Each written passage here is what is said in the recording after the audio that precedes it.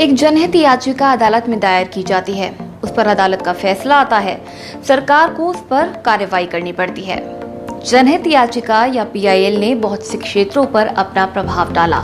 जनहित याचिका ऐसा सशक्त माध्यम है जिससे कारागार और बंदी, सशस्त्र सेना, बाल आश्रम, बंधुआ मजदूरी, शहरी विकास, पर्यावरण और संसाधन, ग्राहक मामले, शिक्षा, राजनीति और चुनाव, लोकनीति और जवाबदेही, मानवाधिकार और स्वयं न्यायपालिका पर भी असर डाला है। इस परिवर्तन को जुडिशियल एक्टिविज्म या न्यायिक सक्रियता शब्द दिया गया। नमस्कार, मैं हूं अनुजा और स्वागत है आप सभी का वीडियोस की सीरीज में। क्या आप जानते हैं पीआईएल, पब्लिक इंटरेस्ट लिटिगेशन, जनहित याचिका यानी कि जनता के हितों से जुड़ी याचिका नाम से स्पष्ट है। जनता के मूल मुद्दों को एक याचिका के माध्यम से न्यायालय के समक्ष रखा जाना और न्यायालय द्वारा अपने अधिकार और शक्तियों के अंतर्गत सरकार या जिसे वो चाहे उन मुद्दों के समाधान के लिए उचित आदेश देना, निर्देश देना। कोई जरूरी नहीं है कि ऐसी याचिकाएं जो पीड़ित हो या पीड़ित का कोई परिचित हो या रिश्तेदार हो वही दायर कर सकता है, बल्कि ऐसी याचिकाएं कोई भी दायर कर सकता है। लेकिन ये आवश्यक है कि ऐसी याचिकाएं जनहित से ही जुड़ी हो और उनके पीछे कोई दूसरा उद्देश्य ना हो। अब सवाल ये उठता है कि ऐसी याचिकाओं की जरूरत ही क्यों पड़ी। जरूरत इसीलिए पड़ी कि सुप्रीम कोर्ट को लगा कि सामान्य जनता के पास इतने संसाधन नहीं है कि वो अपनी समस्याओं के समाधान के लिए सुप्रीम कोर्ट जा सके और जनहित की बात उठा सके। इसीलिए ऐसी याचिकाओं द्वारा जनहित के समाधान की बात सोची गई। लेकिन आश्चर्य वाली बात यहाँ पर यह है कि जनहित याचिका जैसा कोई भी प्रावधान संविधान या किसी कानून में परिभाषित ही नहीं है, बल्कि ये उच्चतम न्यायालय के संवैधानिक व्याख्या से निकला है और इसका कोई अंतर्राष्ट्रीय समतुल्य भी नहीं है। इसीलिए इसे भारतीय न्यायपालिका का एक प्रगतिशील और जनहितकारी कदम कहा जा सकता है। इस तरह की याचिकाओं का विचार सबसे पहले अमेरिका में जन्मा। वहां इसे सामाजिक कार्यवाही याचिका कहते हैं। भारत में जनहित याचिका की परंपरा की शुरुआत जस्टिस पीएन भगवती ने की थी। यहाँ एक लोकस स्टेंडाई का महत्वपूर्ण कानूनी बिंदु ये उठता है कि कोई असंबद्ध व्यक्ति कैसे किसी अन्य की समस्या के बारे में याचिका दायर कर सकता है। पर सुप्रीम कोर्ट ने अपने कई फैसलों में लोकस स्टेंडाई के प्रश्न को नए सिरे से परिभाषित किया और कहा कि किसी जनहित की समस्या के बारे में कोई भी जागरूक सामाजिक कार्यकर्ता या संगठन किसी व्यापक जनहित की समस्या के बारे में याचिका दायर कर सकता है। ये याचिकाएं संविधान के अनुच्छेद 32 के अंतर्गत सुप्रीम कोर्ट और अनुच्छेद 226 के अंतर्गत हाई कोर्ट में दायर की जा सकती है। साल 1976 में मुंबई में श्रमिकों की कुछ समस्याओं को लेकर उनके एक अपंजीकृत संगठन द्वारा संविधान के अनुच्छेद 32 के अंतर्गत एक याचिका दायर करने की अनुमति जस्टिस कृष्ण अय्यर ने पहली बार दी। जस्टिस अय्यर ने नियमों को कमजोर करने के पीछे जो कारण बताए वही आगे चलकर फर्टिलाइजर कॉर्पोरेशन कामगार बनाम यूनियन ऑफ इंडिया के मुकदमे के रूप में जनहित याचिका के अवधारणा की पीठिका बनी।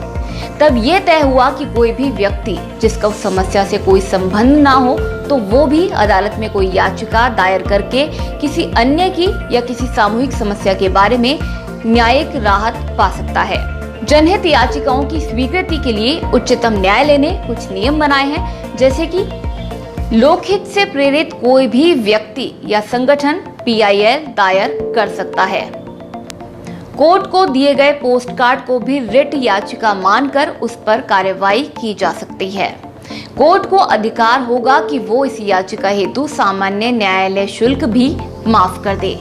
ये राज्य के साथ ही निजी संस्थान के विरुद्ध भी लाई जा सकती है। बात करते हैं कुछ महत्वपूर्ण उन जनहित याचिकाओं की जो कि जनहित याचिकाओं का आधार बनी। पीआईएल का प्रमुख उदाहरण 1979 में हुसैन आरा खातून और बिहार राज्य का मुकदमा है। इस केस में कारागार और विचाराधीन कैदियों की अमानवीय परिस्थितियों को सुप्रीम कोर्ट के संज्ञान में लाया गया था। वहीं राजस्थान का एक मामला सोशल वर्कर भमरी देवी का है। भंवरी देवी राज्य सरकार की महिला विकास कार्यक्रम के तहत काम करती थी। 1994 में एक बाल विवाह को रोकने गई। उस दौरान उनकी बड़ी जाति के कुछ लोगों से अनबन हो गई, जिसके चलते 1997 में उन लोगों ने उसके साथ गैंगरेप किया। इसमें कुछ ऐसे लोग भी थे जो कि बड़े पदों पर थे। न्याय पाने के लिए भंवरी देवी ने मुकदमा दर्ज कराया, लेकिन सेशन कोर्ट ने उन्हें बरी कर दिया, क्योंकि गांव पंचायत से लेकर पुलिस, डॉक्टर सभी ने भंवरी देवी की बात को सिरे से खारिज कर दिया था। भंवरी देवी के खिलाफ हुए इस अन्याय ने बहुत से महिला समूहों और गैर सरकारी संस्थाओं को आगे आने के लिए मजबूर कर दिया।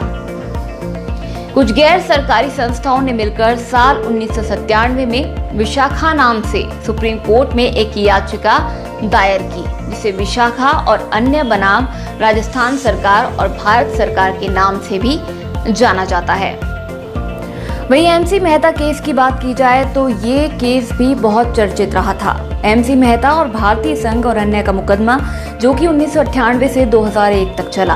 अदालत ने आदेश दिया कि दिल्ली मास्टर प्लान के तहत और दिल्ली में प्रदूषण कम करने के लिए दिल्ली के रिहायशी इलाकों से करीब 1 लाख औद्योगिक इकाइयों को दिल्ली से बाहर स्थानांतरित कर दिया जाए। अब बात करते हैं जनहित याचिका कहां दाखिल की जा सकती है। पोजीशन बेसिस पर हाई कोर्ट या सुप्रीम कोर्ट दोनों ही जगह जनहित याचिका फाइल की जा सकती है। दोनों ही अदालतें जनहित याचिका से जुड़ी समस्याओं का समाधान करने की पावर रखती हैं। यदि एक हाई कोर्ट में एक जनहित पिटीशन फाइल की जाती है तो व्यक्ति को याचिका की 2 कॉपी फाइल करना आवश्यक है। इसी तरह पिटीशन की एक अग्रिम प्रति प्रत्येक प्रतिवादी को देनी होती है, जो कि विपरीत पक्ष है, और सेवा के इस प्रमाण को याचिका के साथ फाइल करना होता है। वहीं यदि सुप्रीम कोर्ट में जनहित याचिका दायर की जाती है तो पिटीशन के 5 सेट पक्षकार की सेवा के अपोजिट फाइल किए जाने चाहिए, केवल तभी जब नोटिस जारी किया जाए। तो कैसी लगी आपको ये जानकारी? अगर आपको ये वीडियो पसंद आया हो तो चैनल को सब्सक्राइब कीजिए और बेल आइकन को प्रेस करना ना भूलें।